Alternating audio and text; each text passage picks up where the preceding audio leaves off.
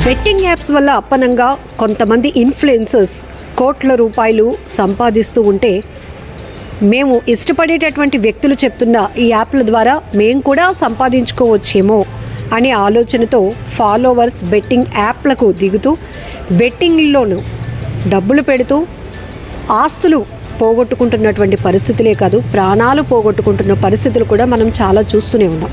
అయితే Telangana RTC MD IPS Sajjanar గారు ఎక్స్లో చేసినటువంటి post, local boy Nani Vizag అబ్బాయి యూట్యూబర్ ఇన్ఫ్లుయెన్సర్ నాని తన భార్యతో చేసినటువంటి బెట్టింగ్ యాప్కి సంబంధించినటువంటి ప్రమోట్ చేస్తూ చేసినటువంటి కాన్వర్జేషన్ వీడియోని ఎక్స్లో పోస్ట్ చేస్తూనే సజ్జనార్ గారు ఏపీ డీజీపీకి, విశాఖ నగర పోలీస్ కమిషనర్ గారికి కూడా ఈ బెట్టింగ్ యాప్లు ప్రమోట్ చేస్తూ ఎంతోమంది ప్రాణాలే కాదు ఆస్తులు కూడా పోగొట్టుకునేలా ఇన్ఫ్లుయెన్స్ చేస్తున్న వీరందరిపైన మీరు ఫోకస్ చేయండి, ఇమీడియట్గా అరెస్ట్ చేయండి అంటూ ఆయన చేసినటువంటి వ్యాఖ్యలు ఆ తర్వాత ఏ స్థాయిలో దాని ఇంపాక్ట్ ఉందో కూడా మీ అందరికీ తెలిసిన విషయమే. ఇమీడియట్గా విశాఖ పోలీసులు లోకల్ బాయ్ నానిని అరెస్ట్ చేయడం, రిమాండ్కి పంపడం, ఆ తర్వాత బెయిల్ పైన ఆయన బయటకు రావటం. ఒక్క నానియే కాదు, ఇక్కడ మనం మాట్లాడుకోవాల్సింది మొదట ఒక సాధారణమైన వ్యక్తుల్లాగా ప్రజలకు ఉపయోగపడేటటువంటి వీడియోలు, ఇన్ఫర్మేషన్లు, ప్రజా సేవ చేస్తున్నామని బిల్డప్ ఇస్తూ వీడియోలు చేస్తూ ఆ తర్వాత ఎంతోమంది అభిమానుల్ని సంపాదించుకొని లక్షల్లో సబ్స్క్రైబర్స్ వచ్చినాక వాళ్ళు రిలీజ్ చేసిన ప్రతి వీడియోకి మిలియన్స్లో వ్యూస్ వచ్చే స్థాయికి ఎదిగాక వీళ్ళు చేస్తున్న పని చూస్తుంటే చెంప చెల్లుమనేలా ఒక్కొక్కరు సమాధానం చెప్తున్నారు. మీరా ఇన్ఫ్లుయెన్సర్స్, మీరా యూట్యూబర్స్, మీరా సొసైటీని బాగు చేస్తాము అని బిల్డప్లు ఇస్తున్న వాళ్ళు మీరా అంటూ ఇప్పుడు ప్రశ్నిస్తున్నారు. ఎస్, బెట్టింగ్ యాప్ల గురించి ఇప్పుడు ప్రతి ఒక్కరికి అవగాహన పెరిగింది, అవేర్నెస్ కూడా వస్తోంది. ఎవరు మన మంచి కోరి మాట్లాడుతున్నారు, ఎవరు మన బ్రతుకు ఛిద్రం చేసేలాగా వీడియోలు చేస్తున్నారు అంటూ ఇప్పుడు పూర్తి స్థాయిలో ప్రతి ఒక్కరూ కూడా ఒక విశ్లేషణ మొదలుపెట్టారు. ఇప్పుడు అసలు విషయంకి వస్తే ఈ సజ్జనార్ గారు చేసినటువంటి పోస్టుతో, నాని అరెస్టుతో ఒక్కసారిగా బెట్టింగ్ యాప్లు ప్రమోట్ చేస్తున్న వారిపై ఆంధ్ర, తెలంగాణ పోలీసులు ఫుల్ ఫోకస్ పెట్టారు. ఎప్పుడు దొరుకుతారా అని కూడా చూస్తున్నారు. దొరకడం అంటే ఖచ్చితమైనటువంటి ఇన్ఫర్మేషన్ చాలా అవసరం. ఇక్కడ వాళ్ళని అరెస్ట్ చేయడానికి కొన్ని స్ట్రాటజీస్ ఫాలో అవుతూ ఉంటారు పోలీసులు. అంత మాత్రాన వీళ్ళు చూసి చూడనట్లు ఉంటున్నారా అని మనం అనుకోవడానికి కూడా లేదు. ఎస్, ఇప్పుడు లోకల్ బాయ్ నాని వ్యవహారం తర్వాత హర్ష సాయి యూట్యూబర్, అతన్ని చాలామంది ఒక యూట్యూబర్గా కన్నా అన్న నువ్వు దేవుడివి అని కొలిచే వాళ్ళే చాలామంది ఎక్కువ. ఎందుకంటే ఆయన యూట్యూబర్గా ఎదగటానికి కారణం ఆయన చేసినటువంటి సర్వీస్ యాక్టివిటీస్. ఆయన ప్రతి కంటెంట్లో ఏదో ఒక కుటుంబం బాగుపడుతుంది, దానికి కారణం హర్ష సాయి.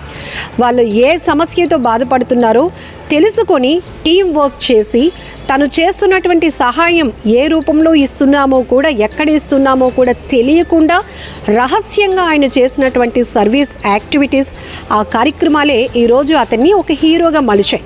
ఇందులో ఏ మాత్రం డోకా లేదు, ప్రతి ఒక్కరూ యాక్సెప్ట్ చేయాల్సిన అంశాలే.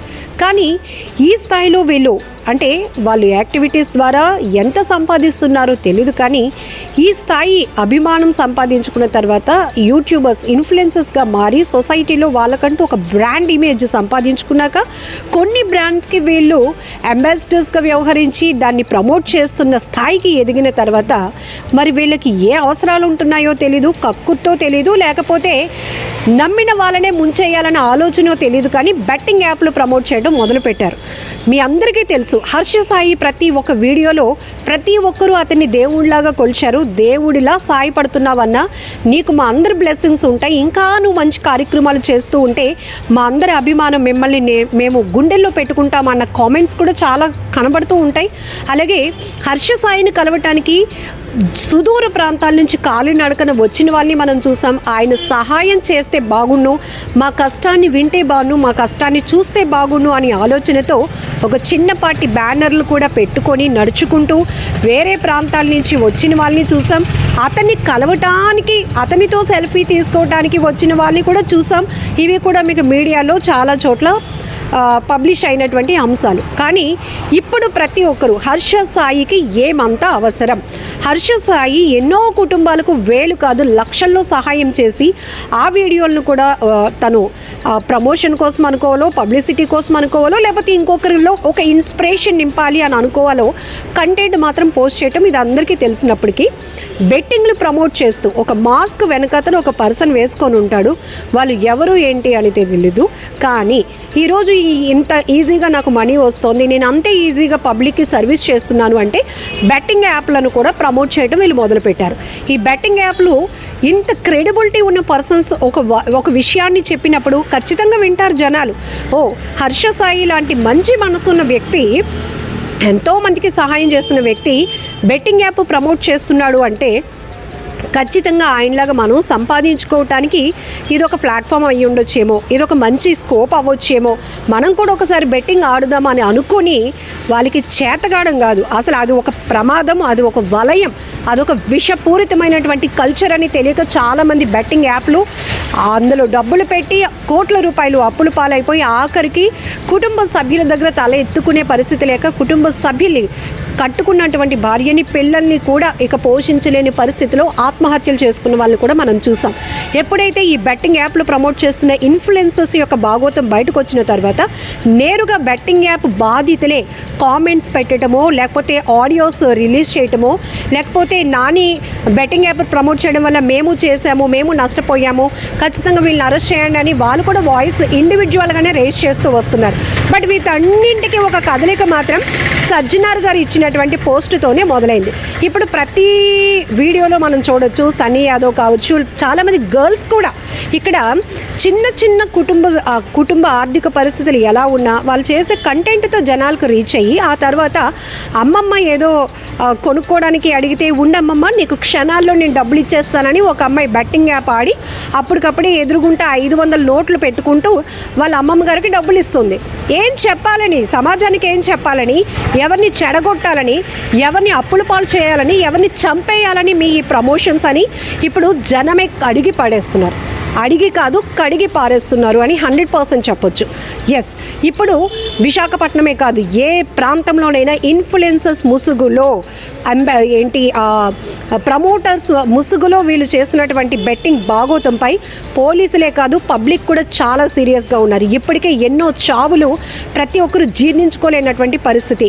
ఎందుకు ఆడాలరా అంటే ఎస్, వీళ్ళు చేస్తున్న మంచి పనులకి ఇన్ఫ్లుయెన్స్ అయ్యి వాళ్ళకి ఫాలోవర్స్గా అయిన తర్వాత వీళ్ళు చెప్పుతున్న దాంట్లో వాస్తవం ఉందేమో, మనం కూడా కాస్త సంపాదించుకొని ఈ అప్పుల నుంచి బయటపడొచ్చేమో, లేకపోతే 1000 రూపాయలు పెట్టిన చోట 10,000 వస్తున్నాయని ఆశ కావచ్చు. కానీ వీళ్ళు ఇన్ఫ్లుయెన్సర్స్కి ఒక బాధ్యత ఉంటుంది, సమాజంలో వాళ్ళకి చాలా రెస్పాన్సిబిలిటీ ఉంటుంది. వాళ్ళు ఏం మాట్లాడినా వాళ్ళు ప్రతి స్టెప్ కూడా ఫాలో అవ్వటానికి 100 మంది వెయిట్ చేస్తూ ఉన్నారు, వాళ్ళని ఫాలో అవుతున్నారు. సో బెట్టింగ్ యాప్లు మూర్ఖంగా ప్రవర్తించి అందులో డబ్బులు పెట్టి నష్టపోయే వాళ్ళని అయితే మనం మార్చలేం. కానీ ఇన్ఫ్లుయెన్సర్స్ గురించి ముందు మనం మాట్లాడుకుంటే కనుక వీళ్ళు చేస్తున్న పని ఏంటి. సో మీకు కూడా ఇలానే ఎవరినైనా అడగాలని, లేకపోతే మీరు కూడా బాధితులయ్యున్నా బెట్టింగ్ యాప్లు ప్రమోట్ చేస్తున్నటువంటి వారు ఎవరైనా కావచ్చు, వాళ్ళని ఏ రకంగా పనిష్ చేయాలని మీరు అనుకుంటున్నారో కామెంట్ బాక్స్లో మెన్షన్ చేయండి.